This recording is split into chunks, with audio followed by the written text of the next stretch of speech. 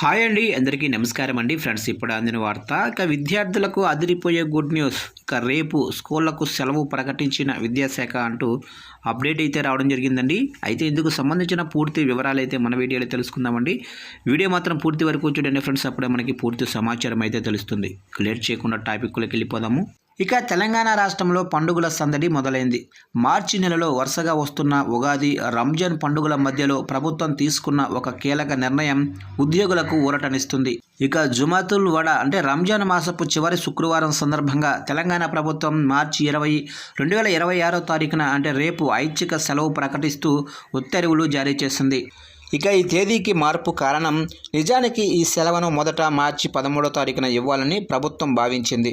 అయితే చంద్రదర్శనం పండుగ కాలాన్ని పరిగణనలోకి తీసుకున్న తెలంగాణ స్టేట్ వక్ఫ్ బోర్డు సెలవును మార్చి 20కి మార్చాలని సిఫారసు చేసింది.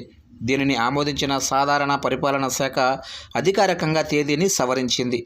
ఈ ఏడాది మార్చి నెలాఖరులో తెలుగువారి కొత్త సంవత్సరం ఉగాది, ముస్లిం సోదరుల పవిత్ర పండుగ రంజాన్ దాదాపు వెనువెంటనే రానున్నాయి. ఈ క్రమంలో జుమాతుల్ వడ సెలవు రావటం వల్ల ప్రార్థనలకు, పండుగ ఏర్పాట్లకు తగిన సమయం దొరుకుతుంది. ప్రభుత్వ ఉద్యోగులు తమ మతపరమైన ఆచారాల కోసం లేదా వ్యక్తిగత అవసరాల కోసం ఈ ఐచ్ఛిక సెలవును ఉపయోగించుకోవచ్చు. రాష్ట్ర ప్రభుత్వం తీసుకున్న ఈ నిర్ణయం సర్వమత సామరస్యానికి, పండుగల పట్ల ఉన్న గౌరవానికి ప్రతీకగా నిలుస్తుంది.